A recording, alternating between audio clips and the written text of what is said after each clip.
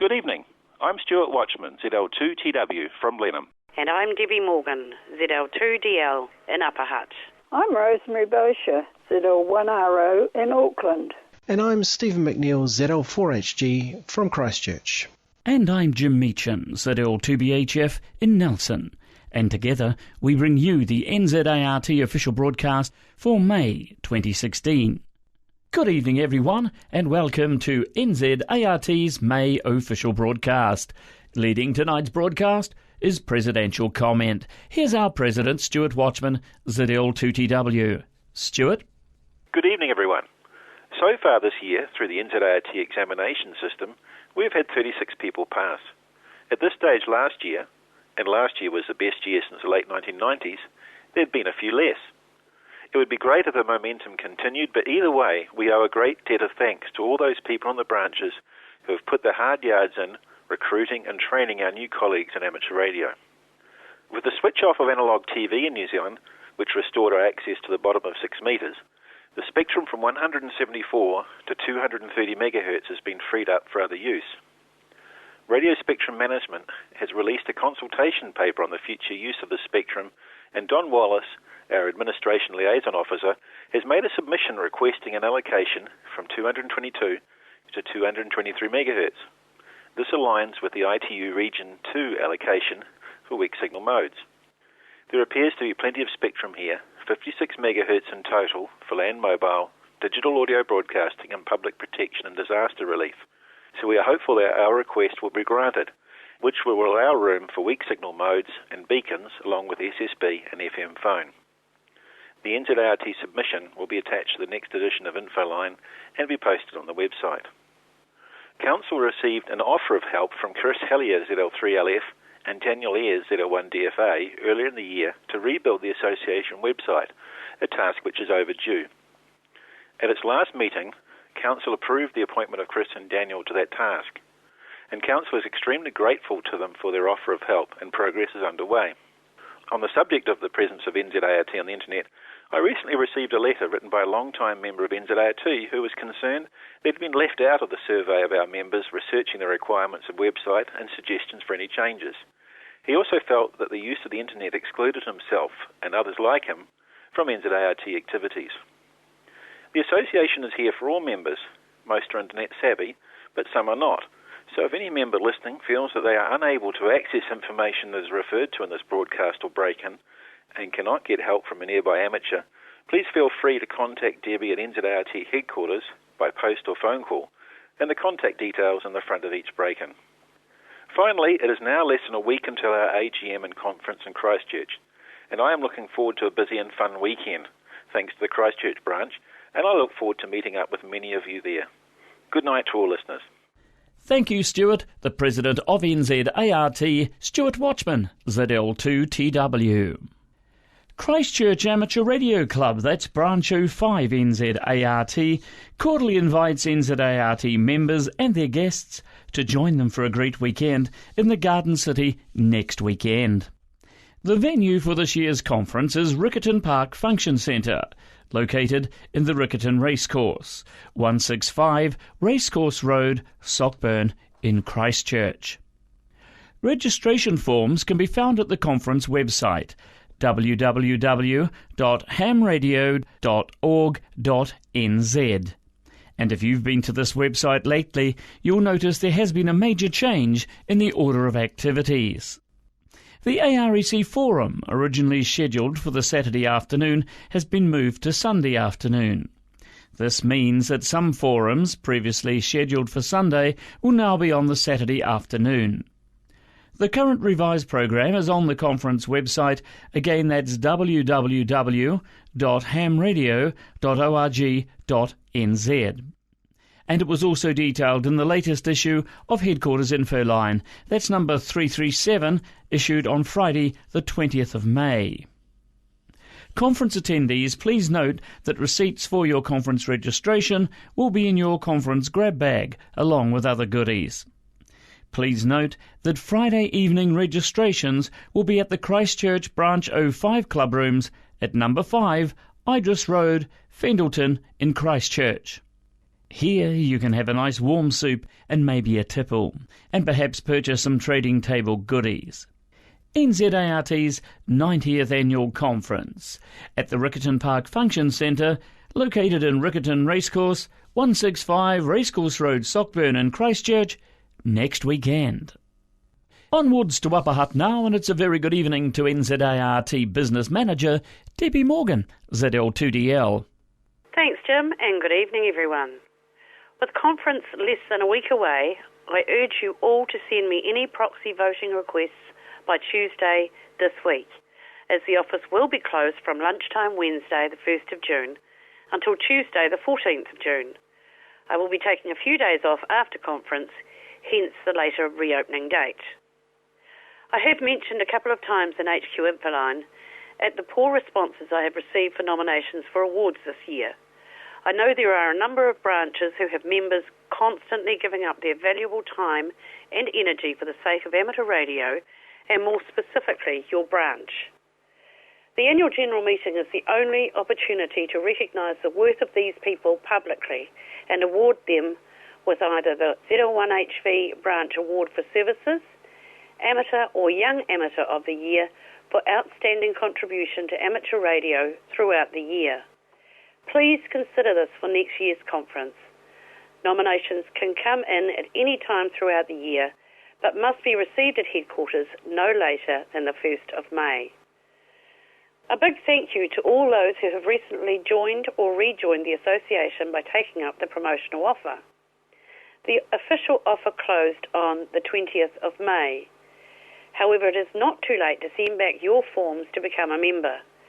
Regrettably, due to the success of the promotion, I am completely out of the March-April issue of Break-In, but I am able to send you a couple of last year's back issues. I have received a couple of deposits directly into our bank account that do not have any reference details on them.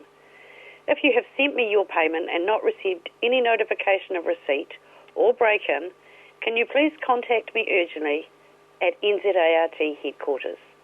That's all from me, Jim. Back to you.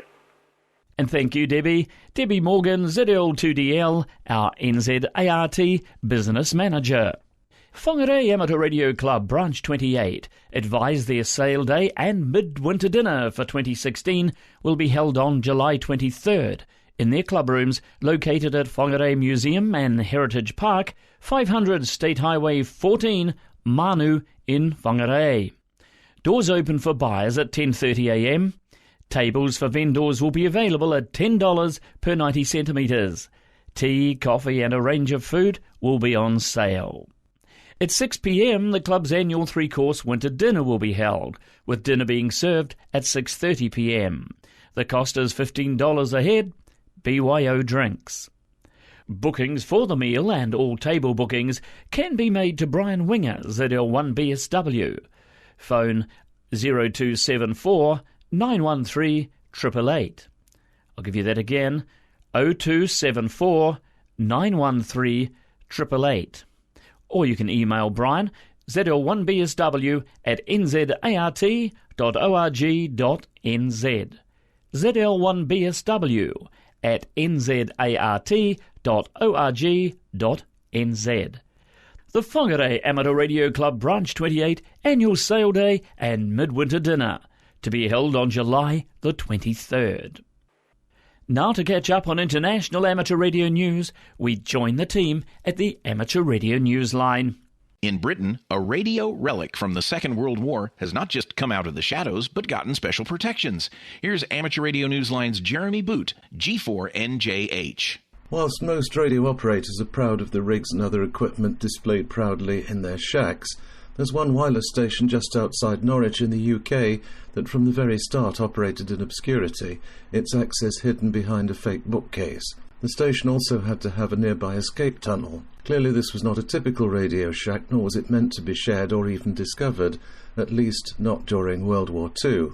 Keeping it hidden was the whole point when it was set up for operation in 1940 by Winston Churchill. Civilian volunteers were dispatched there to transmit and receive messages for the army, trading information to help ward off an invasion from Germany. The station, which finally came to public light in 2012, was recently granted heritage protection by Historic England, a public organisation that helps preserve the nation's historic buildings and other important entities. This station, one of many set up by Churchill to monitor potential invasion, is known as the Pine Bank Station.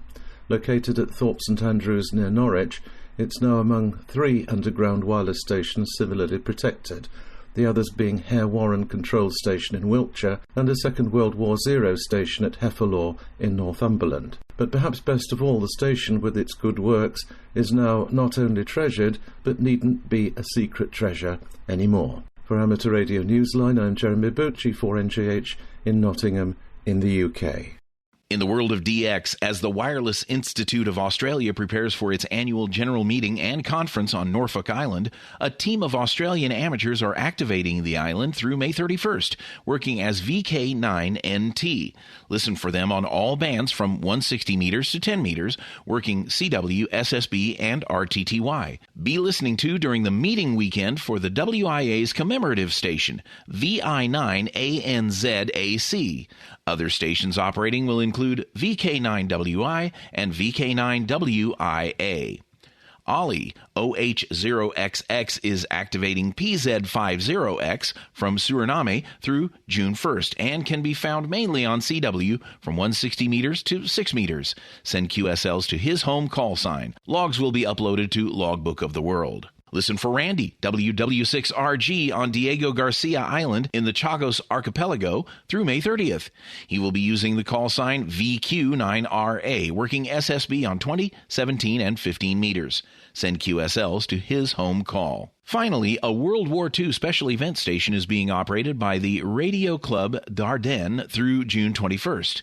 Their call sign is OS101AB, honoring the 101st Airborne Division's action during the Battle of the Bulge. Send QSL cards via the Belgian QSL Bureau. For now, with Karen Eve Murray, KD2GUT at the news desk in New York, and our news team worldwide, I'm Skeeter Nash, N5ASH in Topeka, Kansas, saying 7-3, and as always, we thank you for listening. Amateur Radio Newsline is copyright 2016, all rights reserved. And as always, we say thank you to Newsline for the use of their copyright material. And now on the broadcast, it's time for Warrow News with Rosemary ZL1RO. Are you there, Rosemary? Yes, Jim, I'm here and I'm ready to go. Okay, over to you. Good evening, everyone. It's almost NZART conference time again, and the Warrow AGM will be held at the Riccarton Park Function Centre on Sunday the 5th of June, starting at 8:30am sharp. Warrow President Kathy ZL280K is hoping for a good attendance of members at the AGM this year. If you're unable to attend, apologies can be lodged during the Monday night 80-metre net or emailed to any Warrow executive member. At the AGM, there'll be an opportunity for attendees to offer their services as committee members or for other posts on the executive. Please think about doing that. There'll be a sales table with the Warrow merchandise for sale to members and also items of crafts. There'll be a raffle of a ladies' pamper basket. Contributions for the sales table or the raffle are welcome, or if preferred, a donation to purchase items for inclusion on the raffle can be sent to Topsy ZL2LS.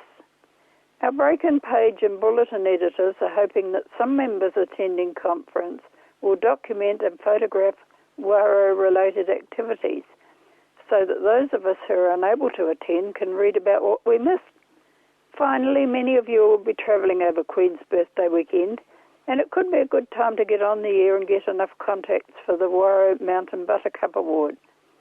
You'll find the revised 2015 details on the Warrow website. You need 15 contacts on any band with Warrow members, and each contact must be from a different town. A town for this award means any named community. Many of you may already have enough contacts to qualify, so search your log and send off the details to Lynette ZL1LL. That's all for May from Warrow, Jim. Good night, everyone. Thank you, Rosemary. Reporting for Warrow, Rosemary Boshier, ZL1RO.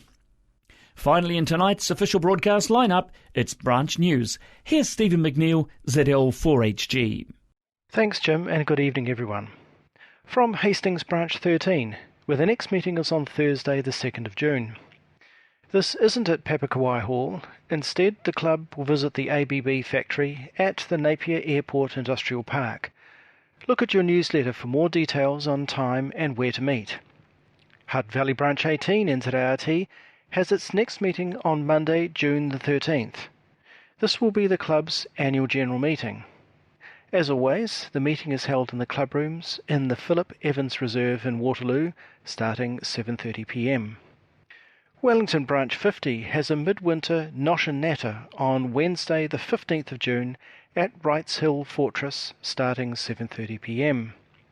The hosts for the evening are Don ZL2BL and George ZL2AG. Have a look at your club's newsletter for more details and directions. And finally, now down to Nelson, Branch 26 NZART, which has its next meeting on Wednesday, June the 15th, starting 7:30 p.m. at the National Party Electorate Office meeting rooms, which is on the corners of Waimea and Quarantine Roads. There will be an NZART conference report and a quiz night with Topsy ZL2LS. Well, that's all from me. Back to you, Jim. Thank you, Stephen. Stephen McNeill, ZL4HG, reporting from Christchurch. The next issue of NZART Headquarters Info Line, that's number 338, will be emailed on Friday the 17th of June. The next NZART official broadcast will be made by ZL6A at 8 p.m. on Sunday the 26th of June. This is ZL6A, headquarters station of the New Zealand Association of Radio Transmitters, concluding the NZART official broadcast for May 2016. Good night, everyone. Good night now.